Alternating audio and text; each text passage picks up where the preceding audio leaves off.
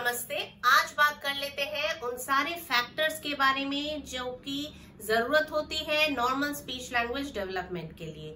तो अगर आप मेरे चैनल में नए हैं तो मैं डॉक्टर अनामिका हुई, audiologist and speech language pathologist हूँ और आज मैं बात कर रही हूँ pre requisites of normal speech and development के बारे में। जैसा कि मैंने पहले भी बताया है कि स्पीच एंड लैंग्वेज के अलावा भी सपोर्टिंग बहुत सारी चीजें होती हैं जो कि स्पीच एंड लैंग्वेज को मतलब उभरने में मदद करती है।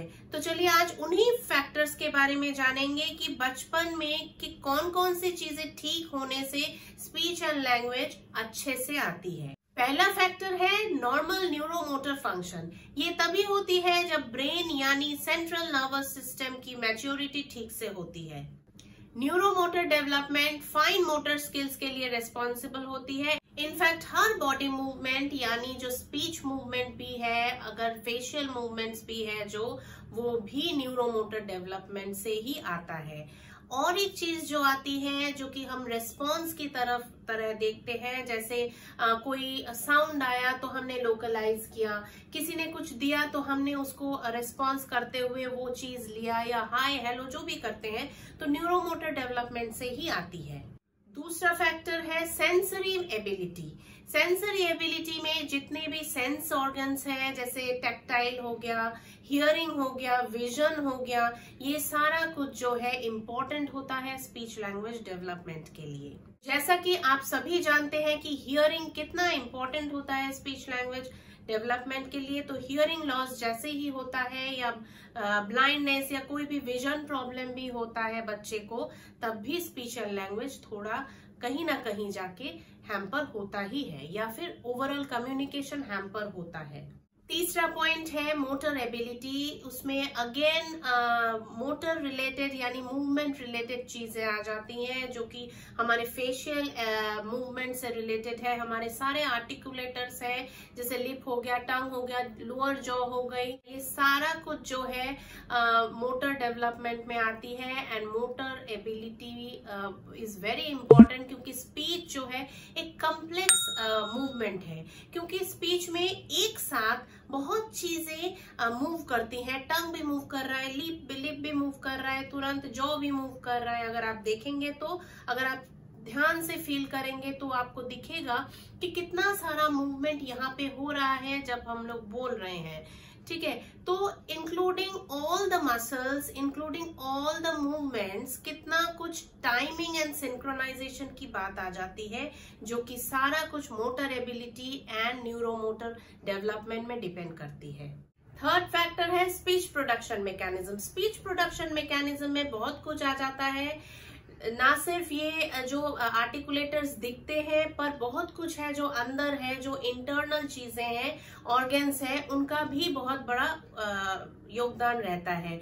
जैसे लैरिंग्स, वॉइस बॉक्स जो रहता है, लैरिंजियल कार्टिलेजेस है, मसल्स है, तरह तरह के जो यहाँ के जो मसल्स हैं, इंटरनल जो सिस्टम है like respiratory system, nervous system. Fifth point है intelligence and cognitive ability.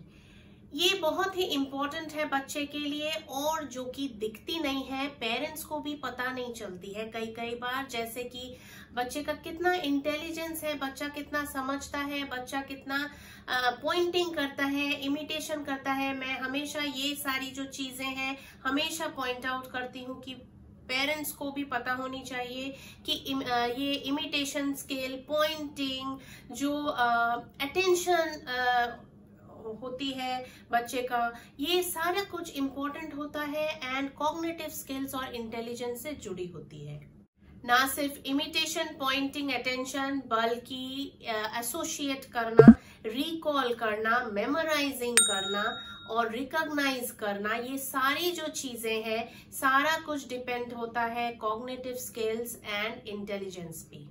Sixth point है एनवायरनमेंट, जो कि बहुत ही इंपॉर्टेंट है बच्चे के स्पीच एंड लैंग्वेज डेवलपमेंट के लिए। मैं हमेशा बोलती हूँ कि स्टिमुलेटिंग एनवायरनमेंट चाहिए बच्चे को। ना सिर्फ पेरेंट्स बल्कि जो केयर गिवर्स हैं, जो एक्सटेंडेड रिलेटिव्स हैं, फ्रेंड्स हैं, बच्चे हैं, सब लोग कंट्रीब्यूट कर सकते हैं स्टिमुलेटिंग एनवायरनमेंट के लिए। आजकल न्यूक्लियर फैमिली होने की वजह से पेरेंट्स के ऊपर थोड़ा ज्यादा रिस्पॉन्सिबिलिटी बन जाता है कि थोड़ा स्टिमुलेटिंग एनवायरनमेंट बच्चे को दे। फैक्टर 7, मीन्स ऑफ कम्युनिकेशन, मतलब बच्चे को जो है कम्युनिकेट करना आना चाहिए, चाहे वो गेस्चर्स हो, चाहे वो साइन लैंग्वेज हो, चाहे वो स्पीच हो, चाहे वो वर्ड लेवल हो, कुछ भी हो। तो बच्चे को वो चाह आनी चाहिए कि कुछ भी अगर जरूरत हो तो किसी भी तरह से अपना नीड इंडिकेट करवाए। इसका मतलब है अगर इंडिकेट करवाता है, अगर थोड़ा भी कम्युनिकेट करता है, तो इसका मतलब है लैंग्वेज बिल्डअप हो चुकी है एंड लैंग्वेज को हमें और आगे बढ़ानी है ताकि स्पीच भी आगे बढ़ सके। तो ये सारे पॉइंट्स थे जो कि जरूरी होते हैं normal speech and language development के लिए बच्चों में। तो पेरेंट्स के लिए मैं एक चीज पॉइंट आउट करना चाहती हूँ कि आप जब स्पीच थेरेपी करवाते हैं या बच्चे के लिए प्रोग्रेस एक्सपेक्ट करते हैं, प्रोग्नोसिस एक्सपेक्ट करते हैं, तो इन सारी चीजों का भी ध्यान रखें कि क्या क्या बच्चों में है और क्या क्या नहीं है। कि अगर ये कम है तो डरने की बात नहीं है। आप स्पीच एंड लैंग्वेज थेरेपिस्ट या कोई और जो थेरेपिस्ट आप के बच्चे को देख रहा है, अदर डेवलपमेंटल इश्यूज के लिए भी हो सकता है, उनके साथ हाथ से हाथ मिला के काम कीजिए। Work out for the baby and it will be a positive result only.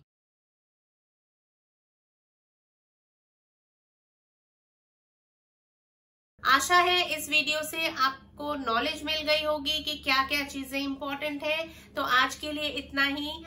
मिलते हैं नेक्स्ट वीडियो में किसी और यूजफुल टॉपिक के साथ। अगर आपको कुछ टॉपिक सजेस्ट करनी है तो नीचे कमेंट बॉक्स में जरूर बताएं। Thank you for watching.